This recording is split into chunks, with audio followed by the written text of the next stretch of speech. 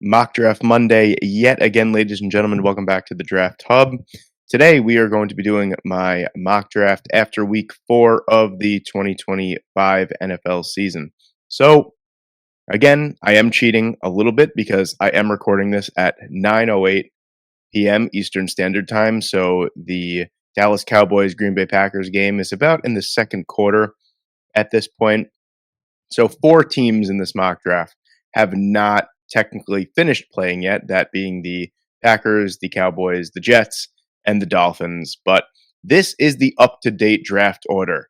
So, as we go down, if you have questions about it, I mean, up until this is the current draft order at the time of recording. So, I edited this to the actual draft order. Thank you for Tankathon for always updating that draft order.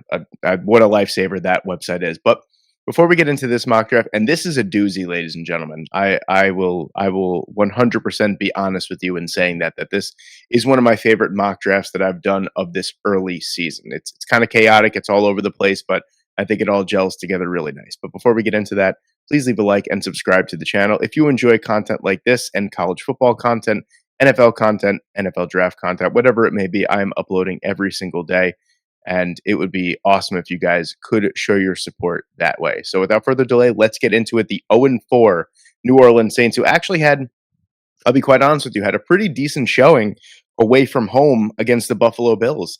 I thought this was going to be, the Saints are not a bad 0-4 team. I know that doesn't like make sense. That sounds kind of like an oxymoron where it's like, yeah, they're a winless team isn't that bad, but really the only game so far through 4 games that they haven't really been in at all was the game against the Seahawks last week. But they did not get blown out away from home against the Buffalo Bills. Regardless, they're 0-4.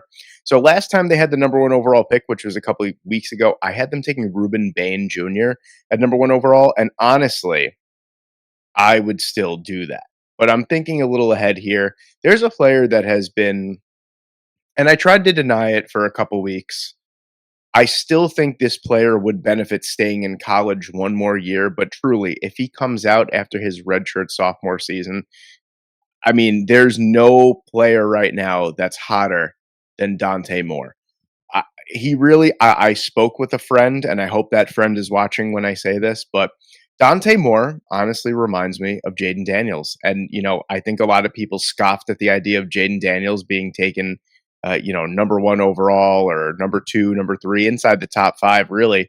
And it happened. And Jaden Daniels has been exceptional so far. He's been injured the last couple weeks, but he's been exceptional in his young career so far. And Dante Moore is an unbelievable player. I mean, look at these numbers. These grades are off the chart. The pressure grade is actually one of the better ones that you'll find. The only one that I found better on the website was John Mateer, and John Mateer had like an insane pressure grade. It was like in the high 80s. It was unbelievable, whatever it is. But I mean, these numbers are unbelievable. Look at these. Look, 0.9% turnover worthy play rate, almost a 7% big time throw rate. And really, the performance against Penn State kind of said it all. The guy is unbelievable. It seems like he is just scratching the surface of what his talent could potentially be. 6'3, 210, 215 pounds. He's got the size, he's got the arm, he can make any throw. He's an exceptional player. And honestly, when it's all said and done and April rolls around, if Dante Moore is the first player that's taken, I wouldn't really bat an eye because the athletes at the quarterback position this year are crazy. Really awesome. Probably the most athletic quarterback class we've seen in quite some time. So this is kind of getting off to a little bit of a crazy start, but believe me, it all comes full circle. The Tennessee Titans at number 2 overall here, not even going to overthink it. The best player in the draft for me by far is Ruben Bain Jr. That's what we're going to go with here. The Tennessee Titans desperately need some pass rushing help off the edge, and Ruben Bain Jr. is a freak of nature, really. The guy is quite literally one of the most disruptive players I have ever laid my eyes on in film study. And I've been doing, I mean, I haven't been doing this that long, but I've been doing it since the 2022 NFL draft. And really, it's been him and Jalen Carter are the 2 most disruptive players I've ever seen on film. So Ruben Bain Jr. is the pick at number 2. My New York Jets at number 3. Fernando Mendoza could very well be the number 1 quarterback taken off the board when it's all said and done. The Jets, in my opinion, even with Justin Fields coming back healthy this week for Monday Night Football. I don't know. A long term, he seems like a really good bridge. He's under contract for 2 years. He seems like a good bridge quarterback here for someone maybe more fitting of the offense. And I truly think that a Fernando Mendoza led Tanner Engstrand offense would do some real damage. I do feel like Fernando Mendoza's best fit in the NFL is with the New York Jets and this type of offense that Tanner Engstrand is going to try and run. And Fernando Mendoza makes some really unbelievable plays. I mean, we saw it again against Iowa, big time touchdown to Elijah Surratt with less than 2 minutes left. He's another stud in his own right, too, Elijah Surratt. But yeah, Fernando Mendoza is 6'5", 225, senses pressure very, very well. I don't think he'll have trouble being selected inside the top 10 in April. So I think he fits perfectly for the New York Jets. I'm going to take him here. It's close between Mendoza and Lenora Sellers, but I think Mendoza kind of fits. I think he's the most pro-ready quarterback is really what I would say out of it. So we're at number 4 here, and we got the Miami Dolphins. Now, the Miami Dolphins could go a zillion different directions with this pick. I personally don't think a lot of Dolphins fans over the weeks have expressed their concern with me about Tua Tagovailoa, and really, I genuinely don't think he's been the problem so far. I mean, is he great? No. You're paying him. That's the number one thing too. I know that the contract is worked out that he's not making as much money as it seems. Regardless, he's tied down to this organization for quite a while, and I don't think that there's anyone out there that's willing to trade for him. And he's not at that Deshaun Watson level where it's like, all right, well, we've accepted that he's terrible. He's also a terrible person, terrible off the field problems. We're just going to let him rot at the end of the bench, and making his guaranteed money. No, I don't think Tua is the problem. I think the defense is the problem. I think the offensive line could be reworked. I think they need more weapons. There's a lot to this team. I think that they are truly going to be holding a top 5, top 8 selection at the end of the day. But at number 4 overall here, I'm going to go in a little bit of a different direction here. I understand Caleb Downs is on the board here. I get it, and I think that he's awesome. He's not my number 1 overall player purely from the positional standpoint. I feel like you can get a lot more out of an edge rusher or a quarterback than you can out of a safety. And I know he's a Swiss Army knife of a freak of nature that you could place anywhere along the defense. I get it. I do. I think when it's all said and done, we're looking at the player and we're not looking at the positional value. And I just don't think NFL teams value the safety as high as us armchair GMs do. So at number 4 overall, I'm going to take an edge rusher here. I don't think Jalen Phillips nor Bradley Chubb are going to be on this roster long term. If Jalen Phillips can't stay healthy throughout the 2025 season, he's probably as good as gone. Bradley Chubb's probably going to be a cap casualty, especially if this team starts to move in that rebuild direction. I think they're going to need some more established players off the edge. They have Chop Robinson, who has looked really good so far, especially this year. He's looked really good. I think you're going to need someone else on the other side here, and I think Keldrick Falk is going to be that player. Extremely disruptive. Didn't really show up in the box score against Texas A&M, but definitely caused some damage, definitely caused some pressure. He's a disruptive player. And I mentioned it in my prospect profile about Keldrick Falk this past weekend. Actually, yesterday is when I uploaded it. He's not always going to show up in the box score statistically, but he's going to get pressures. He's going to get hurries. He's going to disrupt the games in ways that box score watchers just can't see. And he's an unbelievable player. He would easily be my edge number 1 if Ruben Bain Jr. didn't exist, but we're going to go with Keldrick Falk here. I think that this is a smart move forward. I mean, Francis Mauigoa would make a lot of sense here too. I feel like they really do need a right tackle to replace Austin Jackson, but I think right now the edge would make a little bit more sense than a right tackle. So we're going to take Keldrick Falk here at number 4. At number 5 overall, the Cleveland Browns. We're going to go with a quarterback here. We're going to take Lenora Sellers. If you've been watching this mock draft series week in, week out from me, you know I'm extremely high on Lenora Sellers. I think that he has all the athletic profile of an Anthony Richardson with a more quarterback-focused mind in his head. Like I do think he knows how to play the quarterback position. And I think that we aren't even scratching the surface of the guy's talents, especially physically and athletically. He's an awesome player. You can't keep parading Joe Flacco out there. At some point, you have to throw either Dylan Gabriel or Shadur Sanders out there to see what you have. I know that they want to win games. I can't even believe that they beat the Green Bay Packers, to be quite honest with you. But you got to go out there and you got to see what you got. And for right now, we're still sticking with Lenora Sellers. At number 6, this is potentially where this mock draft could get even crazier. I'll say it for what it is. Geno Smith has been a massive disappointment so far, in my opinion. Most of his stats, especially last week, have come when the Raiders have been down big. Today was a brutal example of the Geno Smith experience where you see a couple of really nice throws, but 3 interceptions, less than 150 passing yards against the Chicago Bears defense is unacceptable. I'm pretty sure I haven't checked the stats, but I'm pretty sure that Geno Smith leads the league in interceptions already. I know that he already has multiple outings of 3+ interceptions, and through 4 weeks of the season, having more interceptions than games played to me is unacceptable at this point. I mean, at this rate, we're gonna see a 30 interception season if he starts the whole year, which he probably will. I'm going with a quarterback here at number 6. I know that Caleb Downs is on the board, and the Raiders do need secondary help. I know Peter Woods is on the board. They could definitely use interior defensive line upgrades as well.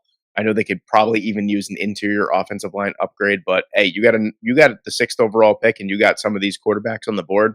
We're going to take a shot. I mentioned him before. I'm going to take John Mateer here at number 6. I just am. Every doubt that I've had about him so far has been answered.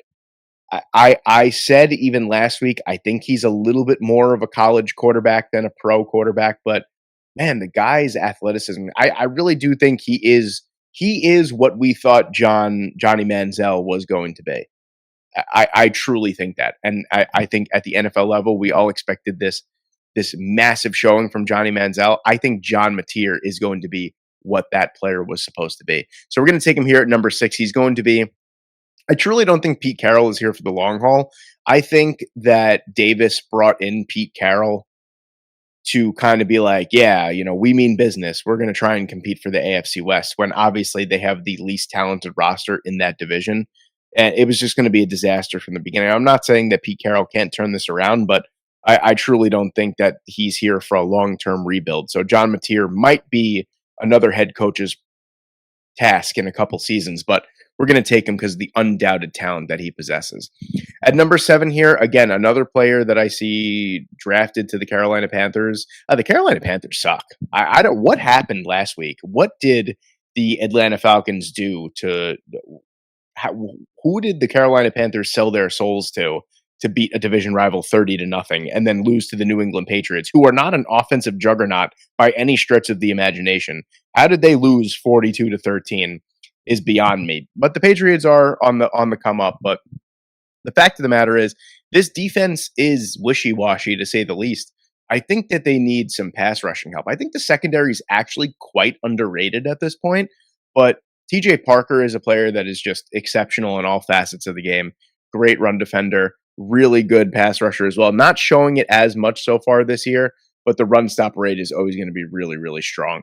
And look at the numbers look at the grades that he's put up so far this year. In a Clemson Tigers team that has been gravely disappointing so far, he has been one of the lone bright spots, especially on the defensive side. So we're going to take TJ Parker here. I think he serves a little bit more of a purpose than Peter Woods would on this team, especially since they have Derek Brown, even though Derek Brown, I believe Derek Brown is not playing, right? He's not playing. I could be wrong on that, but I'm pretty sure he's not playing. He had some kind of devastating injury, right? I'm not crazy in remembering that. Listen, you might say, "Oh, I can't believe this guy doesn't know." There's a lot of information going off the top of my head in these. This is straight off the cuff with most of this, so bear with me. But regardless, Derek Brown is an absolute superstar, Pro Bowl type of player. And Caleb Downs, I feel like, is kind of just a luxury in a defense that needs necessity. And I think TJ Parker is a necessity here at number 7. At number 8, crazy unfamiliar territory for the Baltimore Ravens, but they are, what are they? Are they 1-3 now? No way, they're not 1-3. Who did they beat? They are 1-3. Yeah, a tough start to the season for them. They lost to the Bills, they beat the Browns, they lost to the Lions, and then they lost to the Chiefs. Yeah, a tough start, 1-3 start for the Ravens. So this might be the only time that they are inside the top 10 in this mock draft series. So we're going to have a little fun here. We're going to take Caleb Downs at number 8. Could you just imagine? I'm only going to say this sentence, and then we're just going to move on to the next pick. Imagine Caleb Downs and Kyle Hamilton playing in the same secondary. I know that they drafted Malachi Starks. I know. I know. I don't care. Caleb Downs, Kyle Hamilton, Malachi Starks is just absurd. And that's what we're going to go with here at number 8. At number 9, you have the New York Giants, who are coming off of a surprise victory in Jackson Dart's first start. So Jackson Dart looked pretty good. They didn't really ask him to do a whole lot, but what they asked him to do, he did well. We're going to get him a right tackle of the future here. This has been a mainstay pick for me. It's always been Caleb Lomo here. I'm going to take Francis Mauigoa, though. I think for the type of offense that the Giants are going to run with Jackson Dart, at least in a very, very small sample size, it looks like we're going to need some athletic offensive linemen. And Mauigoa is super athletic. He's super technical. His measurables might make him a better guard at the NFL level, but I think he's a massive upgrade over whatever the hell the Giants have going on, especially if Jermaine Illuminor doesn't come back. And even if he does, I still think he's an upgrade over Illuminor on that right side. So we're going to take Mauigoa here at number 9. At number 10, you have the Houston Texans, who are coming off of a shutout victory over division rival Tennessee Titans here to get their first win of the season, a much-needed victory. So this pick has always been a running back so far in this series, but I think Woody Marks did what I thought Woody Marks was going to do at some point in this year, and he was going to take over. Now, I'm not going to sit here and tell you that Woody Marks is better than Jeremiah Love. I'm not going to say that. I think with the emergence of Woody Marks this year, that allows you to go attack other areas that you need help in. And at number 10, there's a couple different ways we can go here. They don't need wide receiver. They're cool here. There's two. I have Spencer Fano and Peter Woods. Spencer Fano would in another mock draft might be my pick, but I'm going to take Peter Woods here. I think with you got Danielle Hunter on one side, you have Will Anderson Jr. on the other side. The interior of the defensive line definitely could use an upgrade. What do they got going on there? I think Tim Settle Jr. There's another one that I saw before that it's not Malik Collins. I think Malik Collins is in San Francisco now. Oh, I don't remember off the top of my head who it is. But regardless, I think if you have an opportunity to draft someone like Peter Woods and put him on a defensive line with Will Anderson Jr. and Danielle Hunter, I think you do that. And D'Amico Ryans is a defense first guy. So it just makes all the more sense. I made this pick last week for the Denver Broncos. I'm going to make it again purely because they haven't. Oh, I'm sorry. I didn't even realize there's 2 games on tomorrow. The Bengals and the Broncos are also on. I'm very sorry. I didn't even realize that until just now, until I said it. So regardless, we're still going to go with this pick. Doesn't change my mind. I made it last week, and since we haven't seen them play yet, again this week, we're going to go with Kenyon Sadiq. Again, another strong showing. Didn't light the world on fire against Penn State, but another strong showing for this incredibly athletic tight end. Phenomenal all-around player. It seems like Evan Ingram was brought in as like a flashy signing, and they don't really know how to use him. He's not playing that many snaps. I don't even think he has more than like 2 or 3 catches in a game so far this year. Adam Troutman is splitting snaps with him. I'm going to go with a younger, more athletic freak of nature that could block like Kenyon Sadiq. And I don't think that is a crazy thing to take a tight end just outside of the top 10 in this draft. I truly think that he is far and away the best tight end in this draft class. At number 12, you got the Dallas Cowboys here. I think the secondary definitely still needs to be upgraded. They are getting torched left, right, and center. I think a boundary corner with man and zone abilities is in order here. And the first cornerback off my board throughout this series so far has always been Jermod McCoy, because when he is healthy, I do think he is far and away the most talented corner in this draft class. I'm going with results with this one. There has been no corner better in college football, in my opinion, or at least in the Power Four, than Mansour Delaney. And I think if you stopped the season right now, he's easily cornerback 1, and he's been exceptional in zone and in man so far. He's going to be my choice here because this secondary desperately needs an upgrade. At number 13, you have the New England Patriots here. We're going to go with the offensive line. Spencer Fano has been playing quite a bit of right tackle, I believe, for the Utes this year.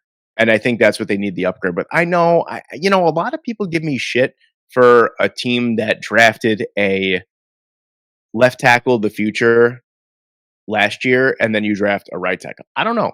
It's worked out for the Jets so far in a small sample size with Olu Fashanu and Armand Membu.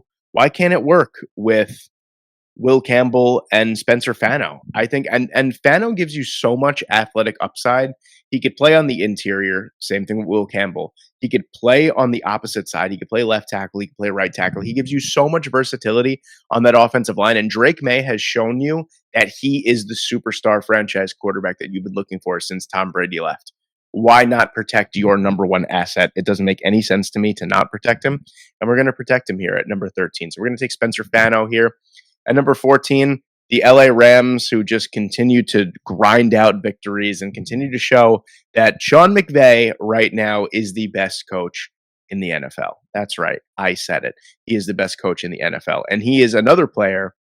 He's another coach, excuse me. There's only another coach in the NFL that I think would be a better quarterback developer of this man. And that would probably be Kevin O'Connell. But we are going to go with Drew Aller here at number 14. I know I'm going to stick with it. I just think the overall traits are the reason he gets drafted here. I personally am not the biggest Drew Aller fan, but he possesses an unbelievable arm, unbelievable athletic traits. He's got the goods, man. If he could put it all together, if he can get a coach that could harness that power in a luxury position like this, because the Rams have good weapons, they have a good offensive line, they have a good run game. They wouldn't have to rely on Aller as much as, maybe some other teams inside the top five. So Drew Aller is my pick here with the Rams, first of two first round picks. At number 15, a pick that I make every week. I'm going to make it again. I think Caleb Banks makes a lot of sense because the Chicago Bears continue to get torched on the ground. I feel like they did an okay job against Javonte Williams last week. And honestly, he probably would have gotten fed a lot more if they didn't go down by 2+ scores very early on. But that was basically it. And then Ashton Jeanty kind of like torched them like crazy this past week. Even though they did win, it is the interior of the defensive line is a massive need for this team, maybe even more so than the edge rushing position, in my opinion. Caleb Banks, a disruptive 6'6", 325-pound menace. Yeah, give me that all day long on that defensive line. At number 16 overall, you have the Washington Commanders, who are 2-2, who are coming off of a loss to the Atlanta Falcons, 34-27. Jaden Daniels missed his second straight game. We're going to upgrade the wide receiver position. I know Deebo Samuel. I know Terry McLaurin. I need a true downfield difference maker where Deebo is your gadget, your kind of do-it-all wide receiver.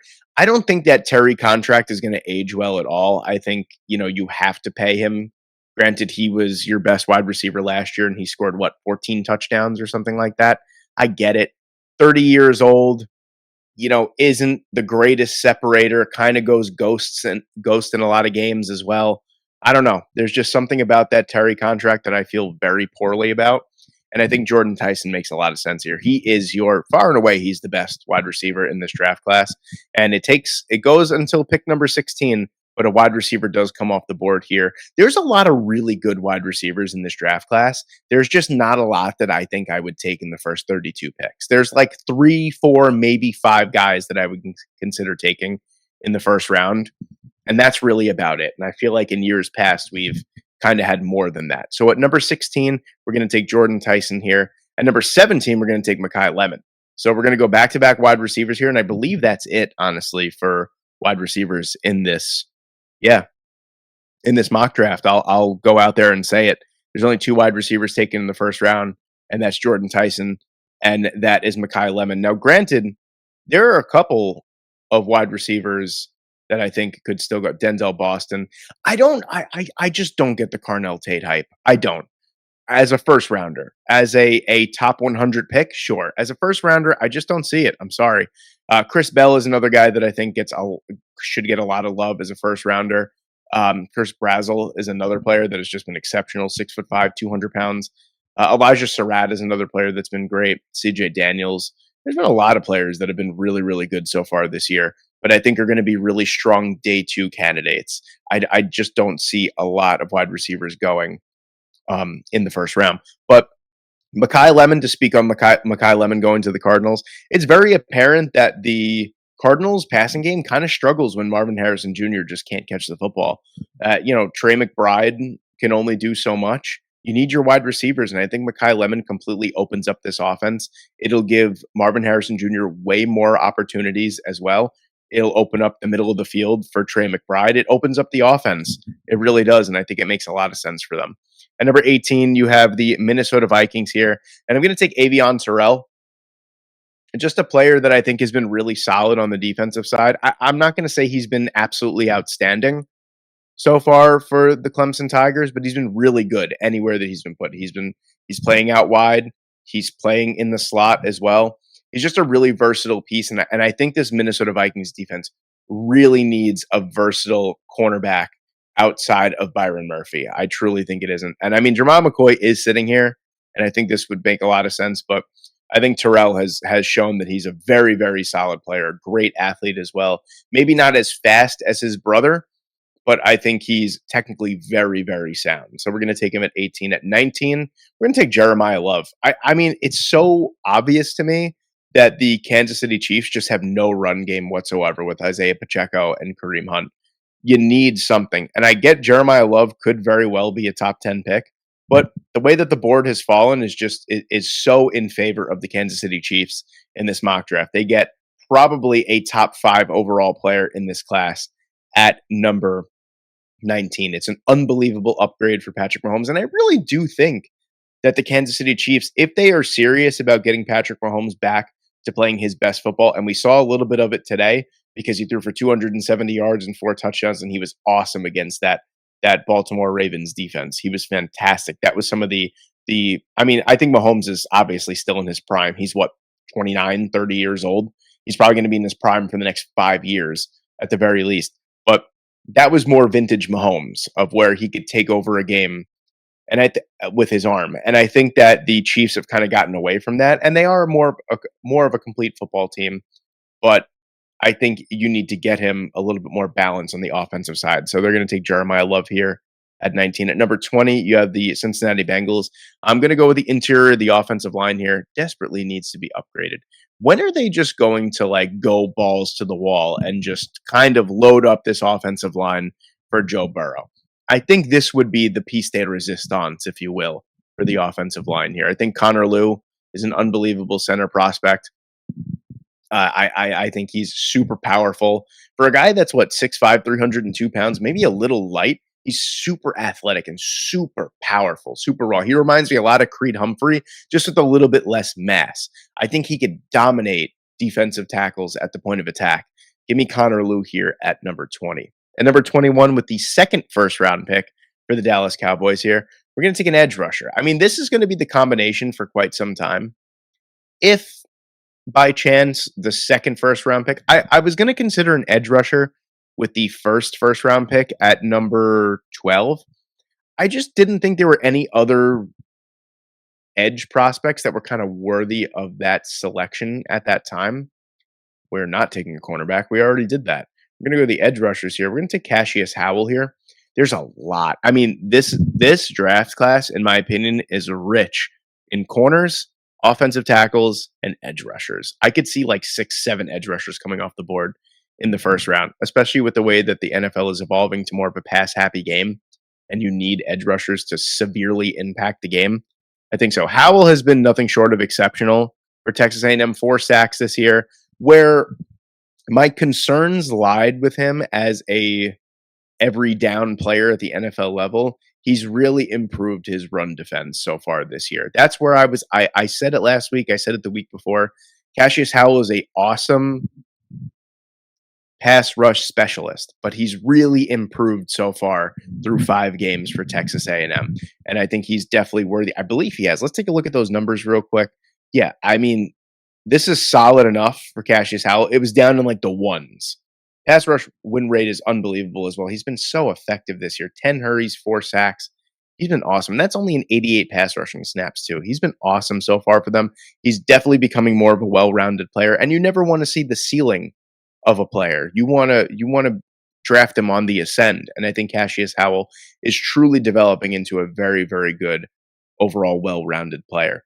At number 22, the Cleveland Browns, they took their quarterback of the future. We are going to take a tackle of the future here because the offensive line is in desperate need of an upgrade. Caleb Lomu is someone who I've drafted very, very high in weeks prior. The board kind of falls a little bit kindly to the Cleveland Browns here. They get one of the better overall athletic tackles in the class that could play either on the left or the right, and they need help on both. So this is the perfect pick for me, in my opinion, at number 22. At 23, you have the Seattle Seahawks here. A lot of different ways that they can go. The interior of the offensive line is a need. Right tackle is a need. I could see them taking a wide receiver as well. Denzel Boston is here. That would make a lot of sense. Washington Huskies to the Seattle Seahawks ain't a far ride. Corner makes a lot of sense to me too. Gennings Dunker makes a lot of sense for me here at number 23. We're going to go in a different direction. Again, I love this edge rushing class. David Bailey has been so unbelievable. I mean, this duo, we'll get to Romello Height in a little bit. Don't you worry. But David Bailey has been unbelievable. I mean, Romello Height has been so good that he's overshadowed how good David Bailey truly has been. Look at these numbers. This is insanity. 90.1 true pass set pass rush grade is absurd, to be quite honest with you. I know, that they haven't played the greatest competition so far this year, but he's doing exactly what they needed to do. And Romello Height has done the same thing as well. 4 sacks. He's been unbelievable so far this year. He was fantastic last year as well. He's such a good, well-rounded defensive end, too. This isn't really indicative of how well he truly plays against the run. He's much better. This is kind of a middling stat so far this year, but he's always so crucial against the run. He's just an overall really, really good edge rusher and so well-rounded. I think he'd make a ton of sense for the Seattle Seahawks here. We're going to take him at number 23. At 24, you have the LA Rams with their second first round pick. And why not? Why not play with a little bit of house money here? Let's take Jermod McCoy. We haven't seen him play yet, but I feel like when we do see him play, he's going to be back at 100% and he's going to show us why he should be a first round pick. And I think adding someone as electric as Jermod McCoy to this secondary that has overachieved up until this point, in my opinion, it gets down to coaching. The coaching is just so good for the LA Rams that they could squeeze the absolute most juice out of all these oranges. I don't know. That was a really weird way to say that. I'm sorry. But yeah, Jermod McCoy is going to be my pick here. I just think when healthy, he just adds so much explosiveness to this secondary for the LA Rams. At 25, this is a pick I've made quite a few times. I'm going to keep making it until I see issue. The offensive line is kind of worrying me a little bit for the LA Chargers. And can I just be honest with you, or can I say something? Every time that the LA Chargers finally deserve praise, they always revert back to why they don't need praise. Losing to the Giants after starting off 3-0 is so crushing, in my opinion. It really is. You're 3-0 off of 3 divisional wins, and then you lose to the Giants with a rookie quarterback starting his first NFL game. Come on, guys. Really. A piss poor showing away from home. Even if it was at home, it probably wouldn't even matter. They don't really have a lot of fans. Chandler Rivers is going to be my pick here. 3 of the top 5 corners for the LA Chargers are free agents. Cam Hart is awesome. Tarheeb Still is awesome on the outside. I think you need a true nickel corner, and Chandler Rivers. We're seeing this nickel corner position just become so important in today's NFL. And Chandler Rivers, to me, is the best. I mean, he could play on the outside too. He's played a lot on the outside for Duke this year. But yeah, Chandler Rivers for me is the best overall nickel corner in this draft class.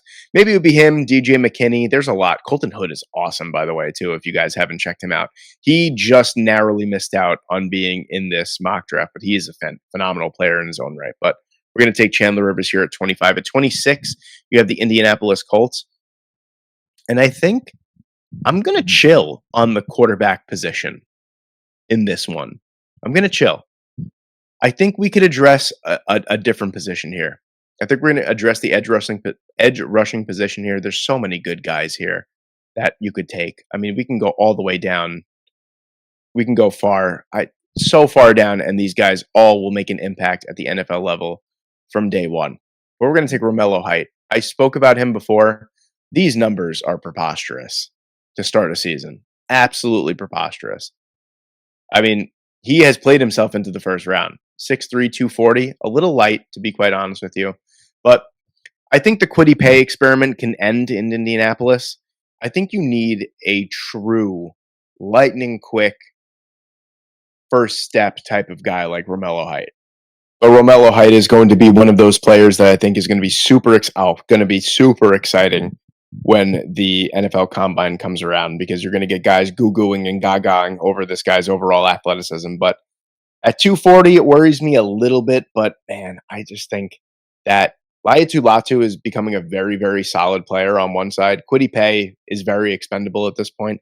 Get him someone, because Latu is more of the traditional edge rusher, whereas Height is more of that hybrid type of guy that we're seeing now that could drop into coverage, on third and longs and stuff like that. Man, he's just so electric off the edge. And I think having a power factory on one side like Laiatu Latu, and then having a just overall unbelievable athlete on the other side is so good in today's NFL. So we're going to get Romello Height here at number 26. At 27, you have the Tampa Bay Bucks. We're going to go with a little bit of a different pick here. A little bit of a different. We're going to take a linebacker again. We're going to take Arvell Reese here. Again, I spoke with a friend about this in length a couple days ago. I think if he watches this video, he's going to be really excited about this one. You might know him. He's another draft. He's a fellow draft creator. We speak quite a bit about prospects. And I said that I think Sonny Styles is probably the only linebacker that will probably get some round one consideration at this point, just due to his overall coverage ability and athleticism. But Arvell Reese has been just so unreal this year. From day one, from game one, he was everywhere against that Longhorns offense. And he's been everywhere against every offense so far this year. He's kind of playing his way until the first round. And I think this, again, I know the Bucks like Servassier Dennis. I don't think that is the guy to take over for Levante David, when he retires in 2076. But Arvell Reese is a player that I think deserves a lot more hype than he's getting. Hopefully a video like this could certainly get him to that point. We're going to take him here in round one at pick number 27. At 28, this is a pick that I make every week. I'm going to continue to make it. We're going to take Jake Slaughter here. I just think if you want to keep the success that you're having for the Detroit Lions, you want to keep your offensive line good. Now, this could very well be a left tackle as well, as Taylor Decker is getting up there in age, and I believe he's a free agent or expendable after this year. I think it's either his contract becomes where you could save quite a bit of money, or he's a free agent. Either way. But I think the interior of the offensive line could definitely use an upgrade. Graham Glasnow is playing center right now. I think Jake Slaughter is a ferocious upgrade over Graham Glasnow. We're going to take him at 28. At 29, you have the San Francisco 49ers. And a left tackle of the future to replace Trent Williams, I think, is in order. We're going to go with a different option here. I usually go with Isaiah World. I think Isaiah World has been playing okay so far this year. I'm waiting for that breakout performance, and I'm just not seeing it. A player that I think is broken out in a big way is Trevor Goosby. Just fantastic name, number one. Number two, been playing great so far this year. He had about 220 snaps last year. He played very well. This year, he's finally the starter at left tackle, and he's been borderline dominant on that left side. I think Goosby makes a lot of sense. The San Francisco 49ers love Longhorn players as well. I think Goosby makes a lot of sense here as just 6'7", 315 pounds. He's got extreme length. He's incredibly powerful. Knows how to leverage his size, too. He's not someone that's going to be playing over his shoulders a lot, which you see with a lot of these longer tackles. That was a big concern with Joe Alt as well. But Joe Alt is obviously awesome at this point. But yeah, Goosby makes a lot of sense here for me. Over these other guys, World, again, is another guy, 6'8", 305 pounds. Odd. Chaplin is really, really strong run blocker, but he hasn't really showed it in the Power Four as a pass blocker just yet. A lot of these guys, Austin Barber, I like quite a bit as well, but I think he's more of a day two guy. Caden Proctor, I'm just not high on at all overall as an athlete and as a tackle. I don't think he's a great pass blocker. Just me though. And Dunker is a primary right tackle. I do think that Gooseby makes a ton of sense here at number 29 at 30. If you were wondering, this is where Garrett Nussmeier comes off the board. And I'm not really that happy about it, but I just don't think any other quarterback here, maybe Sawyer Robertson, makes a lot of sense. Nussmeier is a player that I think a lot of teams are going to fall in love with his overall traits. I think he puts the ball in harm's way far too much. I don't like his frame, and I think he plays a little bit of hero ball too much. But a couple of those things seem like they can get coached out of him. I think Nussmeier would make a lot of sense here for Pittsburgh. We're going to take him at 30. At number 31, we're going to go to a different pick. I picked a wide receiver the last couple weeks. I'm going to go back to the defensive side here. The linebackers, for me, are playing out of their birds right now. I think adding someone like Sonny Styles, especially with an aging Matt Milano, even though he's still playing great, what do you got there? Terrell Bernard, Dorian Williams. I can't think of anyone else. Adding someone like Sonny Styles to this team, I feel like would just take it over the top, especially defensively. I mean, I feel like there's a lot of, I shouldn't say no names. I feel like there's a lot of non-household names on the Buffalo Bills that just continue to produce. Why not give Sean McDermott someone like Sonny Styles that he could just mold into whatever he wants? He could even play safety at this point. Styles is just an absolute freak of nature. His power package is unbelievable. His coverage ability is phenomenal. Why don't you just give Sean McDermott someone like Sonny Styles, who he could put anywhere on the defense and he will make an impact? I kind of like the fit. I didn't like it at first, but I kind of talked myself into it. I thought of it as like maybe. And then I was like, all right, you could kind of use him anywhere. So I liked it more and more as I thought about it. Last pick here in this mock draft at number 32. A lot of different ways you can go here. R. Mason Thomas, Mateo Ugalele, these guys to me are just more pass rush specialists. I need an all-around really good defensive end. And I think Danny Dennis Sutton makes a lot of sense for this Philadelphia Eagles team. I feel like it's either a defensive line pick or an offensive line pick. I'm not in love with the offensive linemen that are left there. Gennings Dunker does make a lot of sense as a primary right tackle. You're going to need a replacement eventually for one of the greatest right tackles in football history in Lane Johnson.